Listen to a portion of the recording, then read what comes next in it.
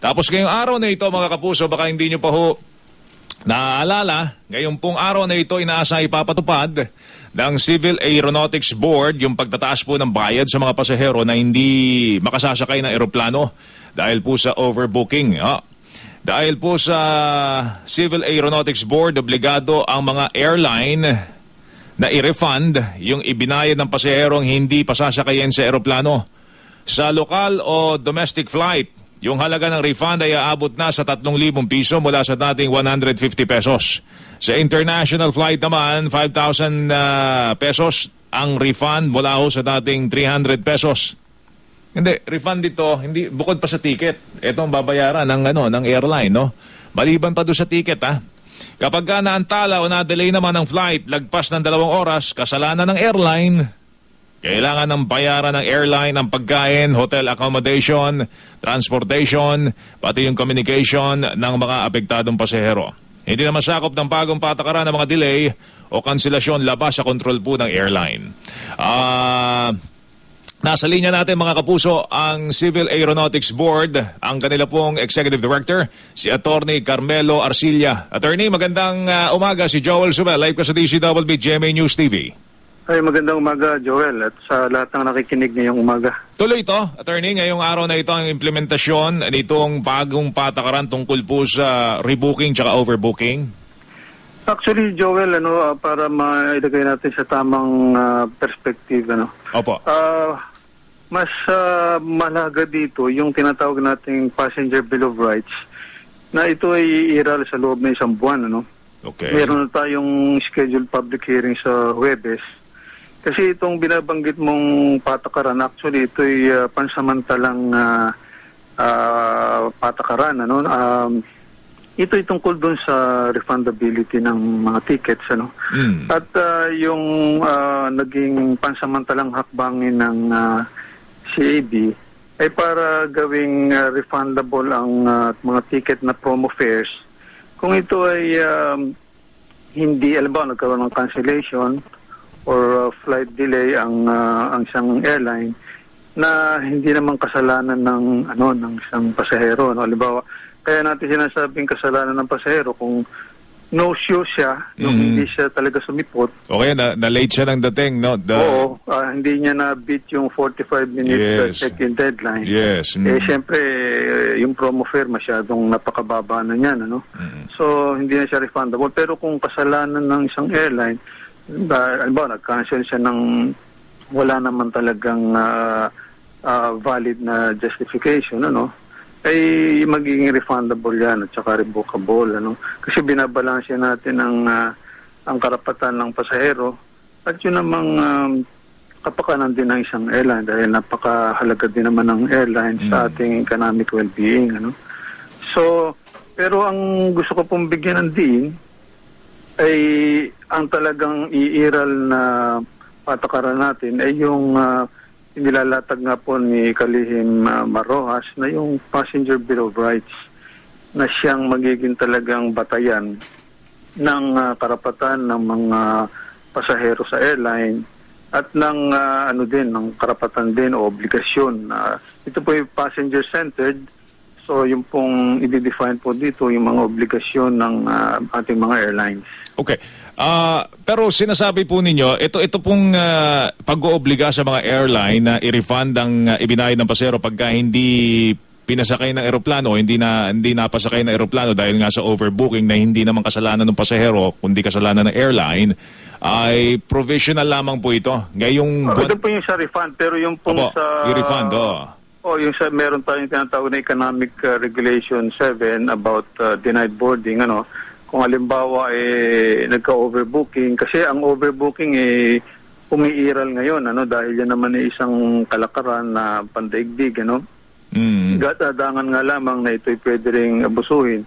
Kasi ang overbooking po ay isang pamamaraan ng isang airline to compensate for no-show. Halimbawa, kasi perishable po ang isang airline seat, So kung hindi naman po sisipot ang isang pasahero, ay sayang po yung seat na yun. Kaya yung overbooking po ay para mapunuan yung hindi sisipot. Kaya dapat po ito is reasonably and responsibly implemented ng airline. So sa ngayon po, pinapayagan natin at yung suspension po ay hindi na muna natin minodify po yung ating dating suspension. Ginawa po natin na 5% na lamang muna at nagbinigyan din natin ng nagtakda rin tayo ng obligasyon sa mga airline na kinakailangan mag-report sila sa aming opisina kung ilan ang na-denied boarding, ilan ang mga overbook para makontrol po natin at wag itong maabuso. Paano ito, Attorney, ulit? Kasi para ho sa kapakanan ng mga nakikinig ho ngayon, so itong sinasabing pagbabayad po ng danyos doon sa mga hindi ho mapapasakay ngayong effectivity June 15, ano to? Ano yung sinasabi niyo 5%? Effective po yun. Effective po yun. ER7 po yan, yung ER7. Effective po yan. Sa denied boarding po, alimbawa hindi kayo napasakay dahil sa overbooking. Sa domestic sector po, 3,000 ang kompensasyon bukod po din sa value ng ticket. O sa international po, 5,000. 5,000 po. Maliban doon sa value ng ticket. Maliban sa value ng ticket at magkakaroon po ng pagkain. Alimbawa kung yan po ay almusal, kung yan ay tanghalian o hapunan. At kung kinabukasan po ang flight, alimbawa nasa probinsya kayo at kinakailangan matulog, hotel accommodation po ang nabibigay. Tapos free communication din po, alimbawa ay text, phone call o phone card kung ano man yan, at first aid kung necessary. Umiiral po yan at hindi po yan pansamantala o ano man, kundi yan po isang economic regulation number 7 na po. So ito iiral na po June 15, no? Tama, ngayon. Umiiral na po ngayon. Kasi parang humingi yata sila na reconsideration yung mga airline companies. Sabi nyo nga po meron kayong takdang isagawang public hearing para ho dito sa ilang mga pagtutol na ito? Yung pong ito sinasabi natin umiiral na ER7, ito po yung nagdaan na sa isang masusing public hearing matapos ang nakaraang ilang buwan, dito sa mga nakaraang ilang buwan. Sabalit may hinihingi pa po silang isang pagpupulong sa Lunes din. Tingin ko meron lang silang gustong iklaro doon sa Economic Regulation number 7.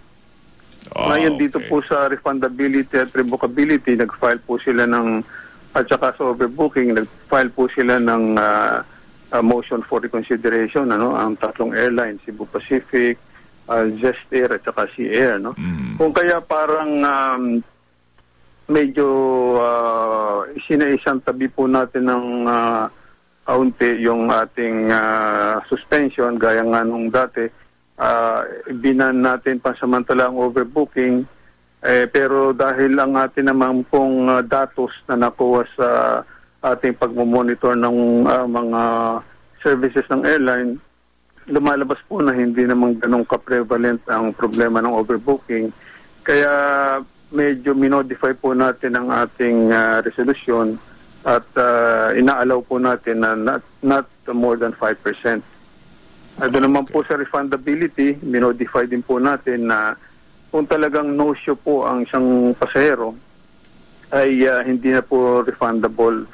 Dahil pero sa lahat po ng pagkakataon, lalo't kasalanan ng airline, ay revocable at refundable ang kanyang ticket.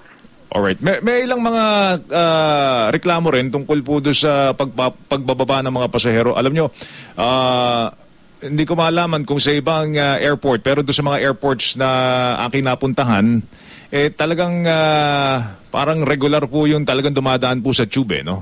Dito lang po yata sa atin na since promo fare yan, ibababa ka dun sa tabi ng runway, tapos pasasakayin ka sa bus. Yung iba pinaglalakad pa hanggang dun sa terminal mismo. Minsan napakainit po ng araw at very inconvenient. Hindi ba dapat gawing para bagang standard yung paggamit po ng tube, attorney? Actually, yung usapin po yan ay nasa Manila International Airport Authority. Kasi ang ating ang pagkakaalam ko po, may regulasyon na kinakailangang gamitin yung tube, At ang lahat nga po ng tube natin ay nire-repair na dahil ang ilan po dito ay medyo may problema din.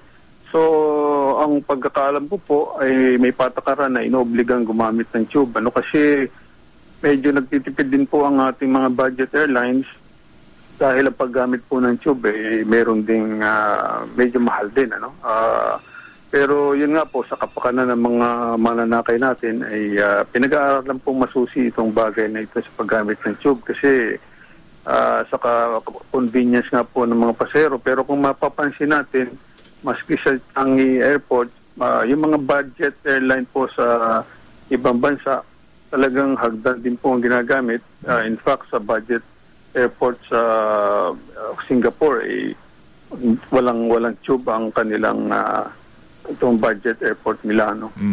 Pero tayo po pinag-aaralan po ng DOTC at ng MIA para naman pangalagaan natin ang kapakanan ng mga mananakay. All right, if there's anything else that we need to know, that the public needs to know from the CAB, sige, nasa inyo pagkakataon, attorney, na mangusap po sa kanila. So nga po, ating pong salamat sa pagkakataon. Meron pong inilalatag ang kalihim buhas na isang komprehensibong passenger bill of rights. Natapos na po ang aming working draft at ang initial po nitong public hearing ay gaganapin sa Huwebes at ito po ay magpaparticipate po rito ang DOTC, Department of Trade and Industry, CAB, consumer groups at mga airlines. So, sa loob po ng in 1 month's time po ay iiran ito at ito po ay sasakto sa malawak na mga bagay-bagay tungkol sa karapatan ng mga pasahero at obligasyon din ng mga airline. Attorney, ito ba'y dadaan pa sa legislation o department level? Pwede na ipatupad yan? Ito po department level kasi ito po rules and regulations lamang. Kasi yung pong legislation ay yan po ay pangkaraniwan po yan, hindi naman detalyado. So pagdating po dito sa yung mga pasikot-sikot tungkol sa airport, ito po ay dapat ay sakupin lamang ng isang rules and regulations kasi detalyado po ito. Alright. Attorney, salamat sa oras. Magandang umaga po sa inyo. Magandang umaga din. Si Attorney Carmelo Arcilla, ang Executive Director ng Civil Aeronautics Board.